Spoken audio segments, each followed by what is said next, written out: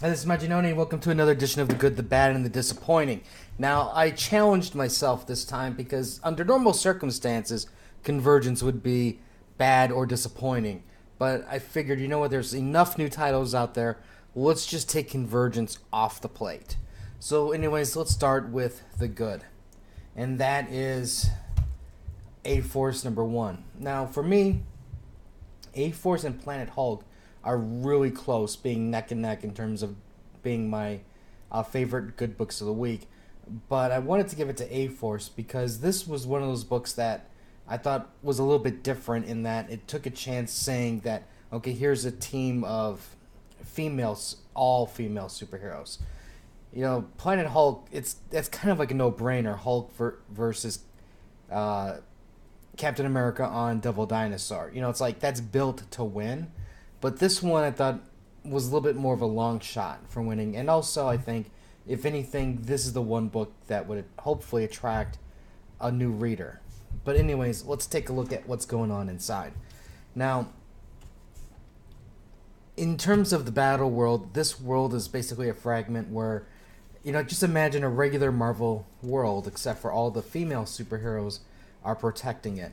And their first mission was the giant Megalodon, and the fight scene with the Megalodon was okay, but if anything, it just is kind of just showcases, you know, this is how they work as a team, and it pretty much is setting up the whole catalyst for the story, and where one of the characters, America, basically throws the Megalodon over the wall and into the that no man's land where the Marvel zombies are, and basically she also damaged a shield.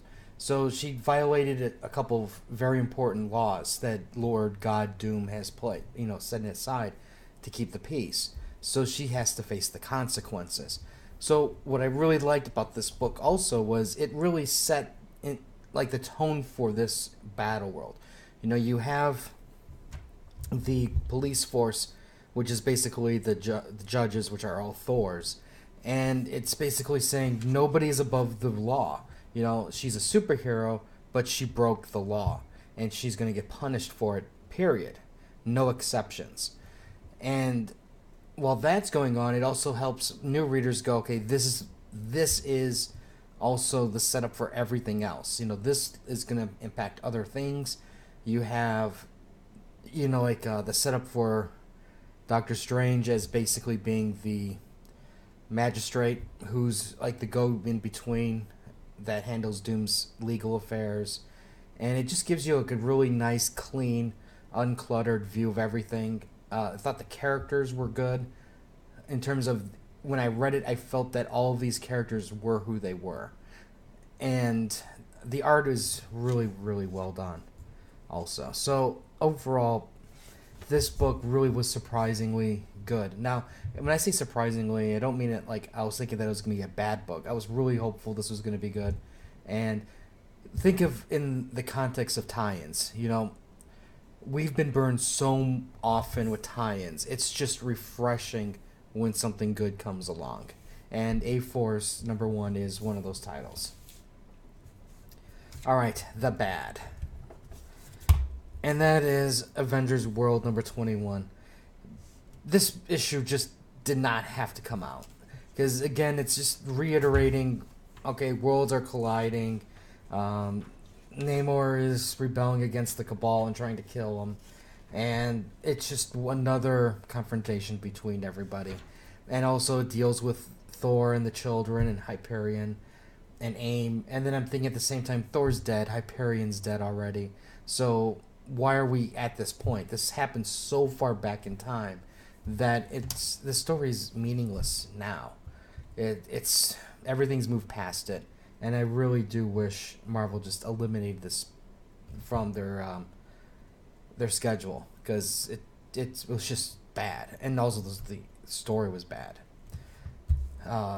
It kind of was to the point where it's like, who cares? You know, you didn't really do anything interesting. Granted, you added an element of there's a new version of Fantastic Four, and that version are farmers, and Reed had to make the ultimate sacrifice, but who cares? You know, the worlds are dead. We've already in Secret Wars.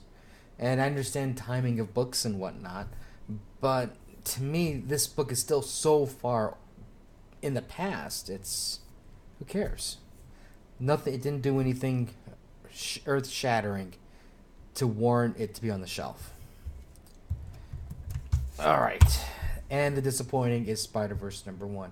I really had high hopes for this book, and it was just a letdown. Basically, what we have is we have a battle world where it's basically the Spider-Verse characters, and this just does not hold the same magic that Slott's version of the Spider-Verse held.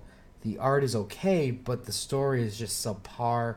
It's basically just a group of Spider-Men that are fighting crime, and you have the Jackal and you have the Enforcers, and I'm just kind of going, if those are your two go-tos for your first issue, you might want to reconsider your job, because Spider-Man has a much more deep and rich group of villains, and was just like, I'm just like, I don't care which Spider-Man they even used. It's just, But for the people who like Spider-Man India, he's in here. Spider-Gwen's in here. And there's a little thing called Spider-Ham. So I was also hoping Spider-Ham would have saved it for me, but even that was just meaningless. And I'm avoiding talking about what happens with that one, because that's kind of a very special part of the story. But, Spider-Verse will be dropped, for sure. Not really even dropped. It's just not gonna start getting the rest of it. So, anyways, this is my good, bad, disappointing. Let me know what you thought was your good books, your bad books. What book do you just want to rage quit on? Let me know in the comments below. I'll have some more reviews later. Don't forget, I also do the podcast with Cons, Freaks, and Geeks, and link is down below. And we'll have more stuff later. So until next time.